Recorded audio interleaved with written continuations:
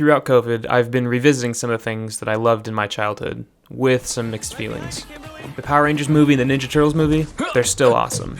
But George of the Jungle, a movie I once heralded, is, man, that's a bad movie. I mean, the Hot Jungle Daddy, really nice, but everything else, pretty bad. I have so many fun memories of playing video games as a kid, whether it was my whole family playing Mario Party, or it was just me playing Battle Tanks or Ocarina of Time. I remember playing Contra 3 with my older brother and my dad, and I didn't really know what I was doing, and every level of Super Mario World felt like this. A couple years later, we got an N64, and we would play Ocarina of Time together as a family. And then Majora's Mask came out and gave me terrible nightmares. A lot of the memories I have of up until I was 7 revolve around video games, and one game in particular I have a lot of memories of, but I wasn't exactly sure why until I turned my N64 on and checked the game out again. And that game is Diddy Kong Racing.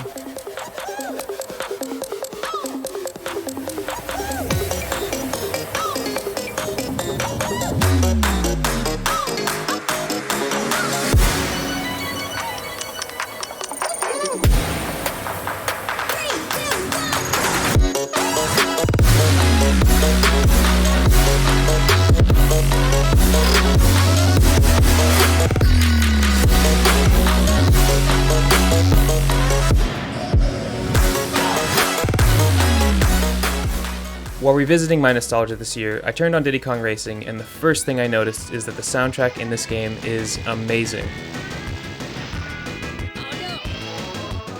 The N64 has a 16-bit sound processor, whereas older consoles have an 8-bit sound processor. David Wise wasn't limited by his ability to compose when he composed the Donkey Kong Country soundtrack on the Super Nintendo, but there were limits to how his composition would sound coming out of the system. Then, when the N64 came out with its improved sound processor, he was able to add more layers to his composition with games like Diddy Kong Racing.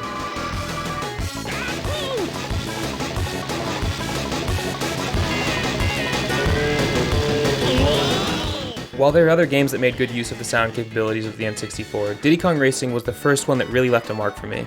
For instance, I had Mario Kart and I played it all the time, but it didn't sound that different than the sounds on the Super Nintendo. The composition was great, but it didn't have the range or the layering. That's where Diddy Kong Racing shines. Diddy Kong Racing isn't just a kart racing game, but it's also plane and hovercraft racing, with 8 base characters and 2 extra unlockable characters, and each character having different weights, top speeds, and handling. Is Drumstick's garbage handling not working out for you? Then try Pipsy. Or play as Banjo, before his game comes out, and the only time he ever spoke English. The goal of the game is to defeat Wizpig, the pig wizard that's terrorizing Timbers Island while his parents are away on vacation. To do this, you have to race in 4 different zones that have 4 races in them respectively. There's a desert dinosaur zone, a beach ocean zone, a snow zone, and a city haunted forest zone.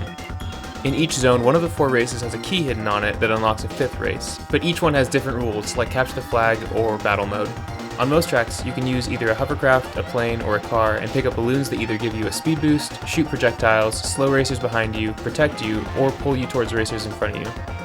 There are bananas you can pick up, and the more bananas you have, the higher your top speed, as well as boost pads to send you flying forward, some of which will give you access to shortcuts.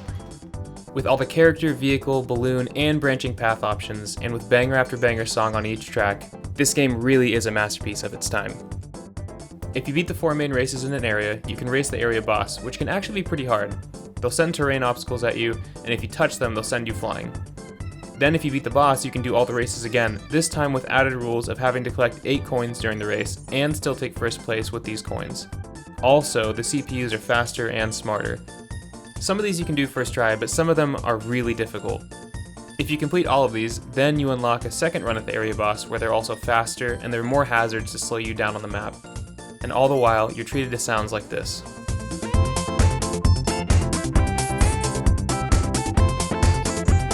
In my opinion, this take on progression is awesome. The same maps that were relatively easy become harder.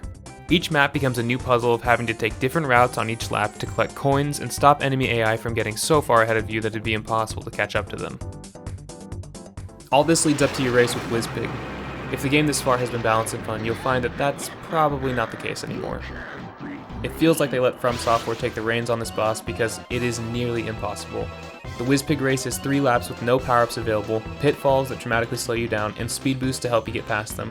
However, even if you get in front of him or next to him, he'll bump you to the side, usually sending you into the water. And if you turn while boosting off some of the cliffs, you'll slide sideways off the geometry.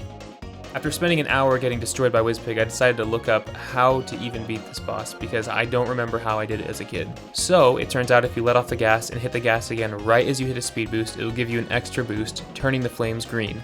And if you let off the gas as soon as you hit a speed boost, it will double the speed of the boost. The game tells you this literally nowhere. That might make this race sound easy, but because you gain so much speed, your kart is almost uncontrollable, so when you do this you have to line up your shots perfectly. That being said, this race goes from Ornstein and Smo difficulty to Ceaseless Discharge. After defeating WizPig, you unlock a 5th area with another shot at him that is way easier. Having rewatched some of my favorite movies as a kid and realizing that they're not all as great as I remembered, I was kind of worried that I'd feel the same way about the games I loved, including Diddy Kong. But believe me, this game lands in the Power Rangers land of nostalgia. If you played this game as a kid, I highly recommend playing it again. I'm pretty confident that when my kids are old enough to play games, this is going to be one of the first ones we play together. If you enjoyed the video, consider liking and subscribing, and thanks for watching.